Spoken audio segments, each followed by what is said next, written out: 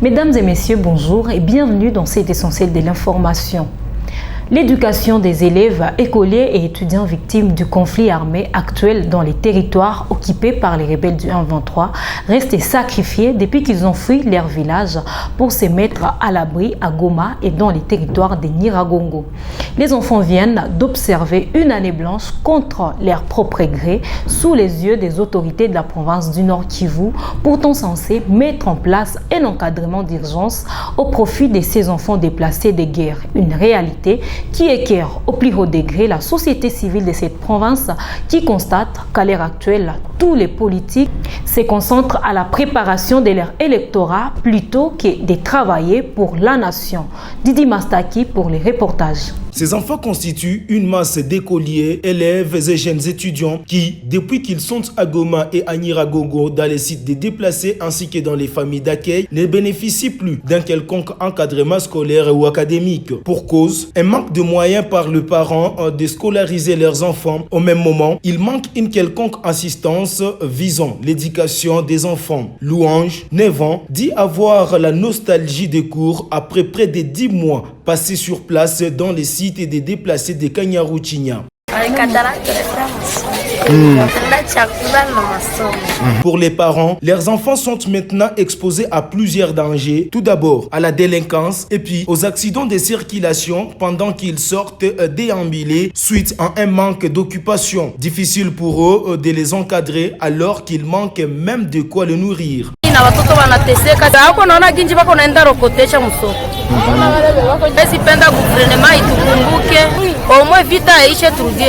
Par ailleurs, la thématique éducation de la société civile du Nord Kivu trouve très irresponsable les attitudes des autorités congolaises qui sacrifient l'avenir de ses enfants. Julienne Kassilamo dénonce le fait que tous les politiciens du pays s'occupent par la préparation de leur électorat sans se soucier des problèmes sensibles du pays, bref, de leurs électeurs.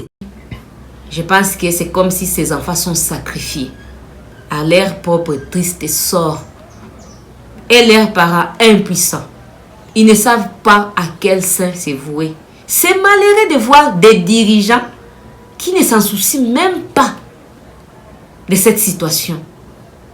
Il faut aller dans les camps, regarder comment les enfants souffrent dans les camps. Et tout ça à cause des intérêts des adultes, des intérêts politiques. On sacrifie même les enfants. Tenez, bien que ces enfants soient sacrifiés dans le cadre éducatif, leur accès à la nourriture, aux médicaments et à l'eau potable demeure également un casse-tête. Les familles des militaires et des policiers touchés par la récente démolition dans la concession du camp Munzenze en ville de Goma dénoncent ce qu'elles qualifient d'escroquerie faite par certains agents affectés dans cette opération.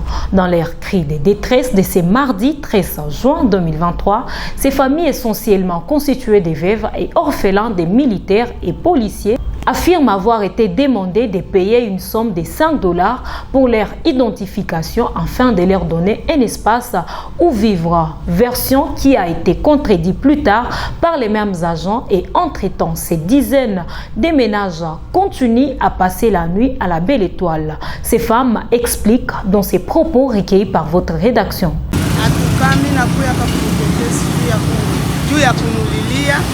Atuka bakubwa ya nchi banatutesa sana, kutuvunjia manyumba, kutuvunjia malupango, kutuvunjia, batuambie kama banatuvunja, kama batatupeleka wapi. Batoto na bamama banalala nje, apre banatulomba majeto, banabapana $5. Eske $5 ile banakula ya bure, hakuna kuambia ubeba mama kunaenda fazi gani. Atuka baongozi ya Kongo kome Gouverneur Constant Nzima atusaidie, atuhurumie sana, atupatie hata wakati ule wa siku ya kudeplase fazi nye anapasha kudeplase. Tuko ba argent de l'etat, tuko na batoto, tuko na batu bote banye banapasha kuenda fazi yoyote tu ya kutisaidia. Banatuvunjia manyumba ndani ya Kamunzenze, banavunja, banatia malupangu, munyabi kwa muvunjia nyumba bamupe fazi ya kuikala.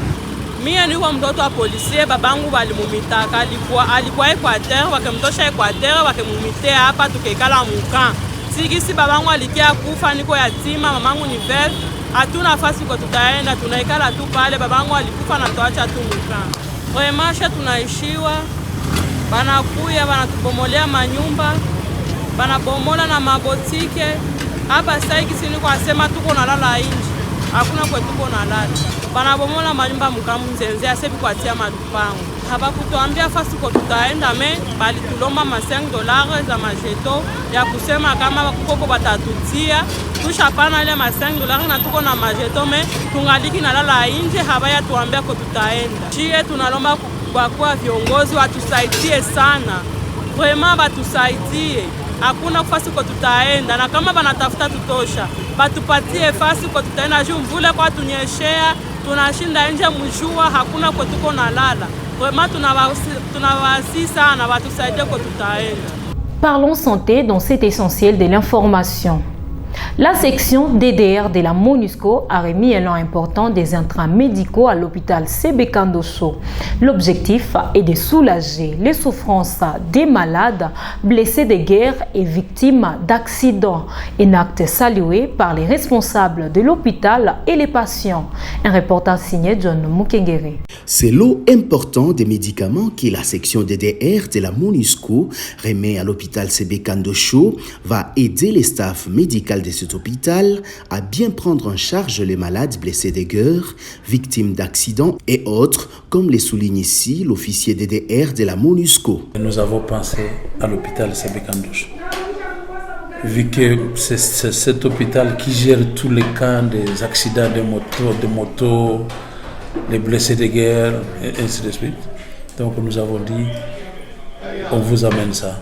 Si ça peut vraiment soulager tant soit peu ces problèmes-là d'insolvabilité, de manque de moyens de ces populations vulnérables, ça sera une bonne chose.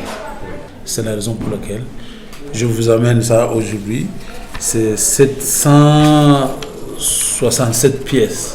Ému de joie et conscient de l'impact qu'auront ces médicaments au sein de son hôpital Sebekandoso, Josué Mourassa, son directeur, remercie la MONUSCO pour cette donation et son souci d'aider ceux qui souffrent. Merci.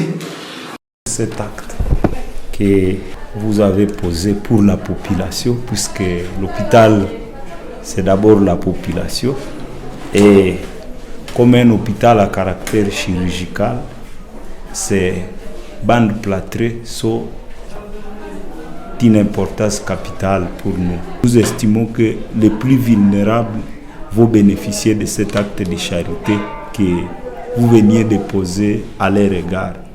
Nous ne pouvons que dire merci à leur nom de ce qui a été posé à leur faveur. Même sentiment pour les patients bénéficiaires qui pensent que ces intrants médicaux vont soulager leurs souffrances. Niko hapa juu problème ya accident hapa kwa hospitali Sebekandoso. Tunashukuru sana kwa msaada yenye MONUSCO inatuletea madawa. Mungu awabariki. Musikatike sufle kutuletea dawa juu wagonjwa ni wa mingi. Na mtuletee na machuma, mafixateur na machuma mamiguru juu tushazikosa sie wengine. Tunashukuru MONUSCO sana, Mungu awabariki. Une action qui s'inscrit dans la logique des objectifs de la MONUSCO qui vise à protéger et accompagner les populations de la République démocratique du Congo victimes de guerre.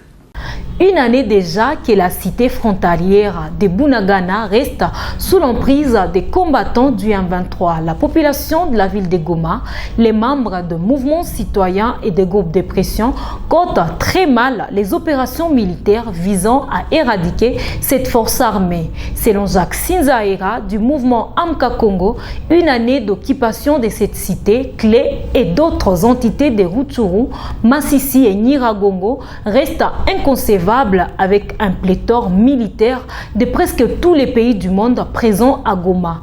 De son côté, Constaté Kanané estime qu'il est temps que la population ouvre les yeux pour une autoprise en charge en fait de sauver les pays. C'est un reportage de Joyce Mwamba. C'est depuis le 13 juin 2022 que la cité frontalière de Bunagana reste sous contrôle des combattants du M23. Un poste frontalier pourtant important dans l'économie de la province du Nord Kivu, après celui de Kasindi, asphyxie la province qui observe depuis une année une chute sensible alors qu'elle était dans une avancée florissante, comme l'a dit Jacques Sinzaira, militant au sein du mouvement citoyen Amka Congo.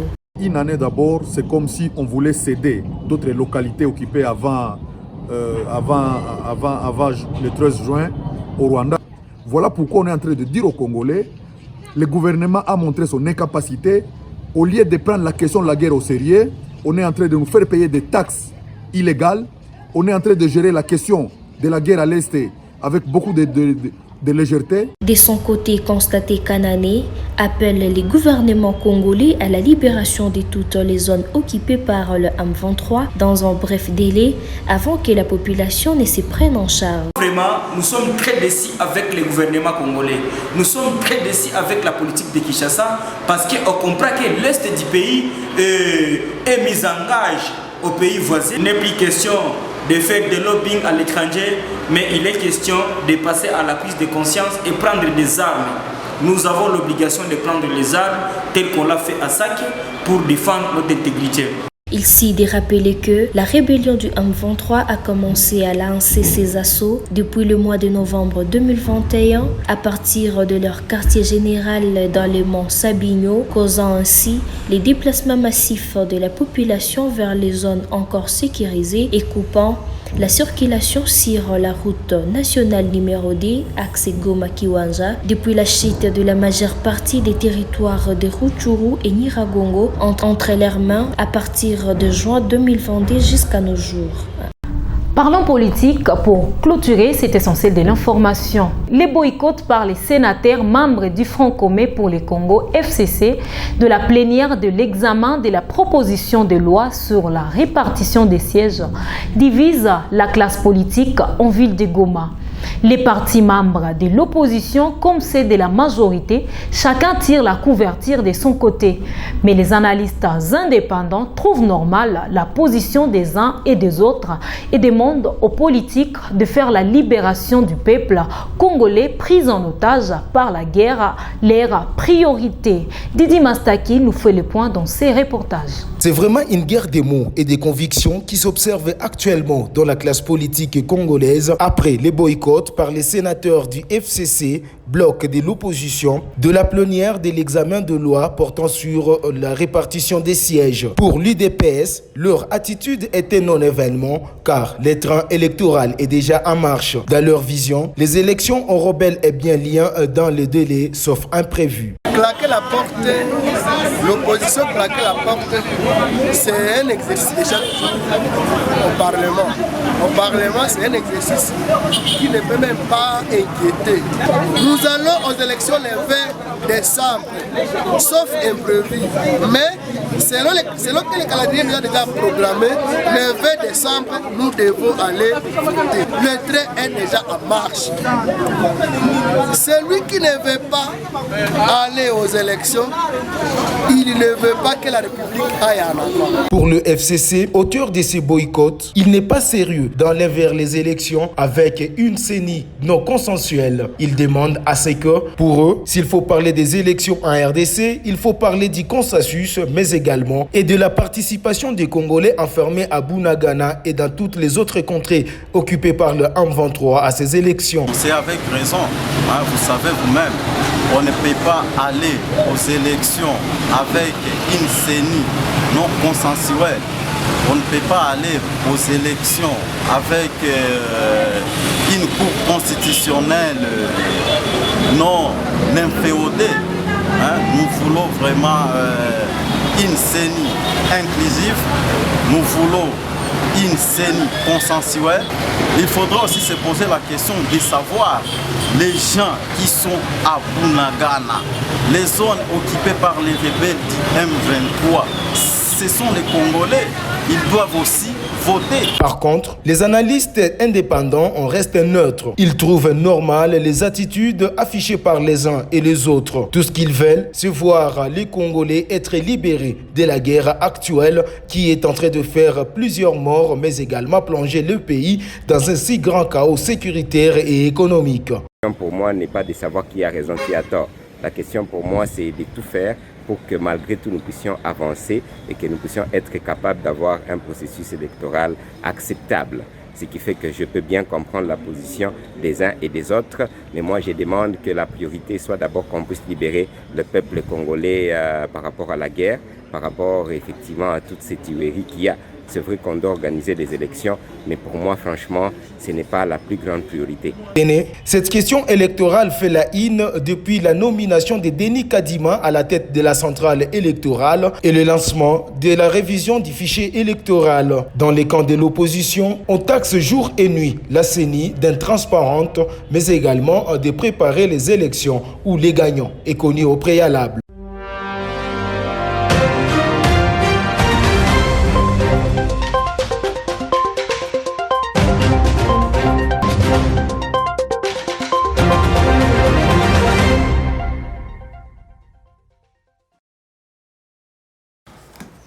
Qu'est-ce que vous êtes en train de préconiser pour les enfants des déplacés qui sont également victimes de tout ce qu'ils ont vécu avec la guerre dans les Rutshuru et ailleurs? Concernant les enfants aujourd'hui, je pense que c'est comme si ces enfants sont sacrifiés à leur propre triste sort et leurs parents impuissants. Ils ne savent pas à quel sein se vouer. C'est malheureux de voir des dirigeants qui ne s'en soucient même pas de cette situation. Il faut aller dans les camps, regarder comment les enfants souffrent dans les camps. Et tout ça à cause des intérêts des adultes, des intérêts politiques. On sacrifie même les enfants. Aujourd'hui, nous, société civile, nous sommes impuissants. Les gens ont marché, les gens ont réclamé, les gens ont écrit, les gens ont alerté, ont fait tout. Mais le gouvernement aujourd'hui est préoccupé à autre chose. Comme je l'ai dit, aujourd'hui, tout le monde, vous allez voir, même tous les jeunes politiciens, tout le monde, même les politiciens, même les députés, tous sont préoccupés à voir est-ce qu'ils seront encore réélus. Seront réélus avec qui? Ils vont diriger qui s'ils sacrifient ces jeunes-là? Et puis on va dire que demain, nous n'aurons plus de maï-maï. Demain, nous n'aurons plus de gens dans la brousse. Ce sont ces mêmes enfants qui sont sacrifiés dans les camps. Il y a une injustice sociale. Il y a une injustice sociale. Vous allez voir quelqu'un qui a déjà fait plus de 6 mois en train de dormir sous la pluie, qui n'a rien à manger et qui voit des gens se promener dans des voitures de luxe, qui achètent et qui construisent tous les jours des maisons. Et la conscience de tous ces politiciens est tranquille aujourd'hui. J'interpelle la conscience de tout un chacun. Vous êtes en train de préparer vos élections et tout qu'on sort. Mais quand vous ne terminez pas la misère de la population, vous voulez qui va vous voter demain? Et je vois malheureusement la population naïve qu'elle est. Ils vont encore voter ces mêmes gens qui les font souffrir dans les camps, qui les font souffrir ici dans la ville, qui ne faut rien réguler. Les jeunes aujourd'hui sont perdus. Et ce sont ces mêmes jeunes qu'ils vont utiliser pour mettre dans la rue. Ce sont ces mêmes jeunes-là qu'ils vont utiliser pour faire du n'importe quoi. En tout cas, nous interpellons la conscience de nos politiciens parce que, et quelque part, c'est eux qui font la politique. C'est eux qui savent ce qui est en train de se faire. Pourquoi les gens ne peuvent pas retourner chez eux au lieu de continuer à souffrir dans des camps? Pourquoi les gens ne peuvent pas retourner au moins chez eux pour aller cultiver? Au moins, c'est la moindre des choses. Au lieu de prendre en otage les gens dans les camps. Malheureusement, ces enfants souffrent. Malheureusement, il y a des gens qui sont en train de perdre la vie 10 jours au lendemain. Il faut aller dans les camps voir les taux de mortalité des enfants. Les gens qui meurent avec la diarrhée. Les gens qui meurent à cause de la faim. Les gens qui meurent à cause de la prostitution. Les gens là-bas sont désespérés. Ils ne savent plus quoi faire. Parce que ce n'est pas seulement le cas des enfants. Il y a les parents aussi qui sont désespérés. Ils ne savent plus quoi faire. Imaginez-vous quelqu'un qui cultivait son champ. Aujourd'hui, ils ne cultivent pas. Ils ne savent pas quoi faire. Ici, dans la ville, c'est tout le monde qui cherche les boulots. Est-ce qu'ils vont se bagarrer avec les gens de la ville pour avoir les boulots? Et quel boulot ils vont avoir? Et les autorités sont là, tous préoccupés par les élections. Préoccupés à, je ne sais pas, à préparer leur campagne. Et demain, ils vont utiliser ces mêmes gens. Ils oublient que ce sont ces mêmes personnes qu'ils sacrifient dans les cas, qui seront leurs électeurs. Et ils vont aller encore avec des discours mensongers pour leur dire n'importe quoi. En tout cas, nous pensons que nous, comme société civile, en matière d'éducation aujourd'hui, et l'État ne s'en soucie même pas. Imaginez-vous un enfant qui dort avec son père et sa mère dans une même bâche. Quelle éducation! Avec la réalité des camps, ces enfants demain ils seront quoi?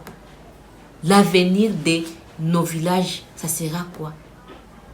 Nous attendons quoi pour l'avenir de nos enfants?